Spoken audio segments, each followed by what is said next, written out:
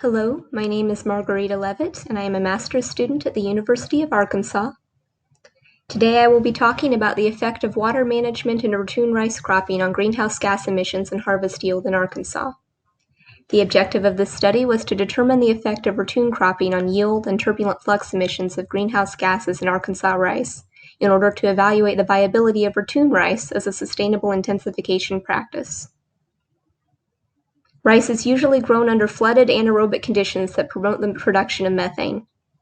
Treatments that increase the duration of field inundation, such as water seeding and ratoon cropping, have the potential to increase methane emissions, while treatments that decrease the duration of field inundation, such as alternate wetting and drying, have the potential to decrease them. Ratoon rice cropping is growing a second crop from the harvested stubble of the first crop by flooding and fertilizing the stubble. Previously, ratoon cropping was only possible in limited areas due to the long growing season needed to bring the regenerated crop to maturity. Now that global temperatures have risen, the growing season has been extended, making ratoon cropping possible in areas that were previously too cold for it. Some of the benefits of ratoon cropping are that it provides additional yield with minimal input of additional labor and resources, as very little but additional fertilizer and water are needed to maintain a ratoon crop. It can also salvage part of a crop damaged by lodging or drought stress, which is an important consideration in a world increasingly prone to drought. Some of the drawbacks of this practice are that it may have a higher global warming potential than single cropping, as the rice straw residue remaining on the field after the harvest of the main crop decomposes and emits methane. Ratoon crop yield can also be inconsistent, as the ratoon crop is typically harvested as late in the season as possible to maximize yield, which increases the potential for weather damage.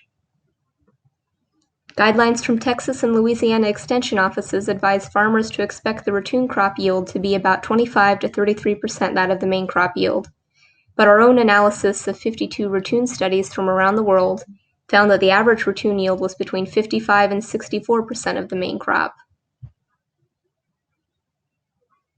Our study was conducted on a pair of adjacent commercial rice fields in Lenoke County, Arkansas during the 2020 growing season. Both fields were water seeded due to wet conditions in the spring, then managed with an alternate wetting and drying regime. The south field had 2 drying events, while the north field had 1 drying event. The main crop was cut to a heart of 40 centimeters upon harvest, and the fields were reflooded within 2 days of cutting. Both ratoon crops were continuously flooded. The climate data and gas flux emissions were measured using a meteorological station and eddy covariance equipment within the Delta Flux network, respectively. The yield was derived from a combine yield monitor, and the instruments were installed on tripods on the north side of the fields. In each growing season, eddy covariance and biometeorological data were collected from within 3 days after water seeding to within 3 days before harvest. As you can see from our results, the ratoon period produced a significantly smaller crop than the main period, averaging about 13% that of the main crop, while also producing significantly higher methane emissions. When scaled for yield, the ratoon crop produced between 6 to 24 times the methane as the main crop, depending on the field.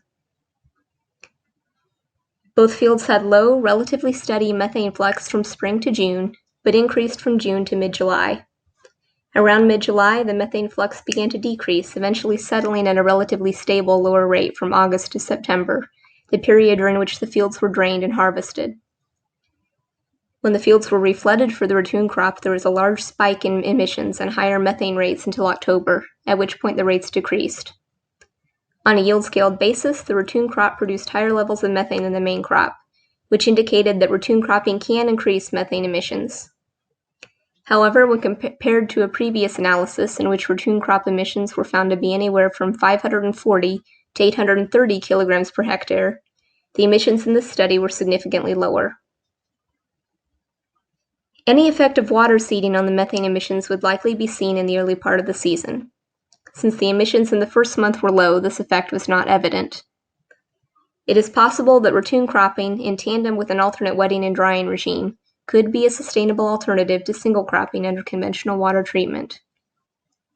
We would like to thank the Isbell family of zero-grade farms for allowing us to use their fields and equipment for our research, and the United States Department of Agriculture and the National Science Foundation for providing funding.